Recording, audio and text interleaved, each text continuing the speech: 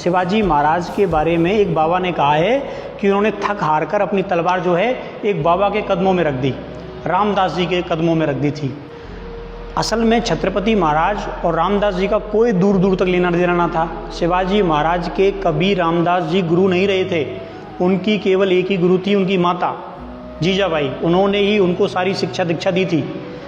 इन बाबाओं के मन में छत्रपति महाराज को लेकर जो कुंठा है, नफरत है, वो आज की नहीं है, वो बहुत पुरानी है। छत्रपति शिवाजी महाराज के दो राज्याभिषेक हुए थे। उस समय किसी ने महाराष्ट्र में राज्याभिषेक तक ना किया था। उनको काशी से जाकर राज्याभिषेक के लिए एक बाबा को बुला के लाना पड़ा था।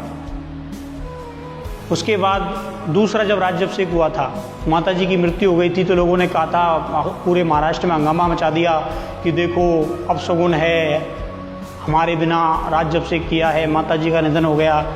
उसके बाद दूसरे एक तांत्रिक को लेके आए थे, उस तांत्रिक ने राज्याभिषेक किया था। तो शिवाजी महाराज के प्रति कोई इनकी नई कुंठा नहीं है। किसी भी ऐतिहासिक किताब, किसी भी शिवाजी महाराज के दस्तावेज, उनके समय के किसी भी लेख से यह प्रमाणित नहीं होता कि रामदास उनके टीचर थे, गुरु थे। यहाँ तक कि रामदास जी ने खुद किताब लिखी है, उसमें भी शिवाजी महाराज को अपना शिष्य नहीं बताया। और ना ही शिवाजी महाराज के समय का कोई समकालीन लेख ये दावा करता है कि ये इनके गुरु थे।